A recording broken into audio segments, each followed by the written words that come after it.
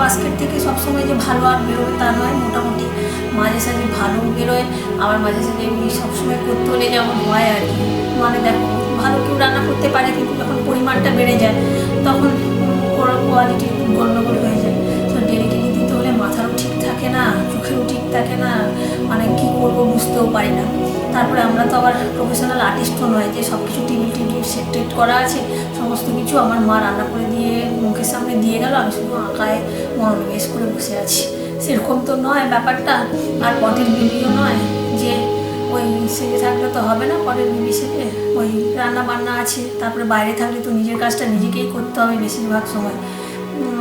মানে কাজের লোক দু একটা রাখে, কাজের লোক রাখা ইলিগাল, কিন্তু রাখে লোকজন সবাই, সব কিছু কি আর কেউ ধরতে আসছে সেরকম নয়। তারপরে পয়সাও প্রচুর ব্যাপার স্যাপার থাকে আর কি, তো নিজেরাই বেশি ম্যাক্সিমাম লোকজন করে আর কি কাজ। তো আমাকেও করে নিতে হয় নিজের কাজটা নিজে, তো গুছিয়ে ফুছিয়ে সেরকম করতে পারি না। যখন কোনো পার্টি টাটি থাকে তখন একটু ঘরটাগুলো গুছাই, নাহলে এলো যা থাকে আমার বাড়িটা না একদম মানে সে বলার না।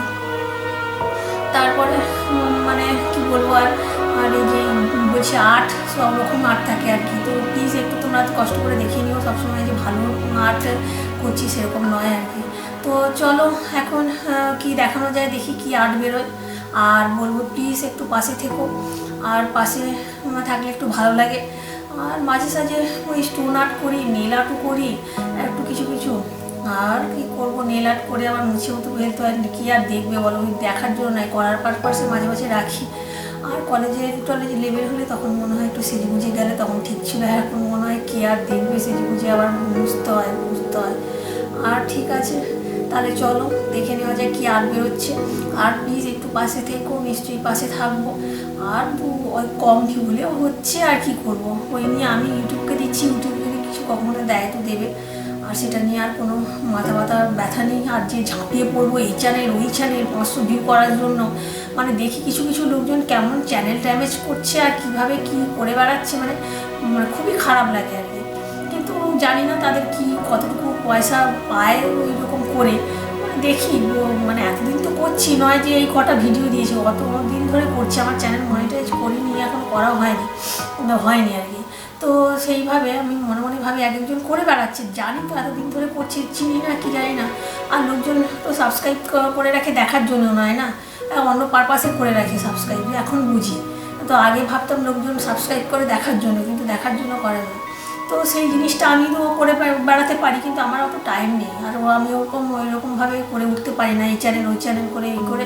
আর যারা মানে ড্যামেজ করছে যাদের পেছনে লেগে থাকবো এগুলো করি না, দেখি কি করা যায়, দেখছি সবই দেখছি, বুঝছি, সবই করছি। তো থাক ওই 50 ভিউ 60 ভিউ ঠিক আছে, থাকুক না, দেখা যাক কী হয়। যদি কোনোদিন কিছু করতে পারি করবো, আর না হলে নাই হবে। তো আমি এরকম লেগে থাকতে পারি না, একজন নোংরামি করে বেড়ায় কিছু কিছু লোকজন। তো প্লিজ কিছু ভালো বন্ধু নিশ্চয়ই আমি পাবো, আর কিছু কিছু আছে আমার মনে হয়।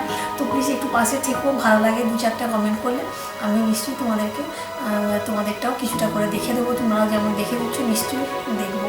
আর কি বলতো, সবসময় পুরোটা করে আমি মানে আর চোখেও যন্ত্রণা হয় জানো, আর এই করে আমি বেশি ওই জন্য চ্যানেল ভিজিট করতে পারি না। তো ঠিক আছে, চলো তাহলে পাশে থেকো, আর কি আর্ট আছে চলো দেখে নিই, আর কি চমক আছে চলো তাহলে।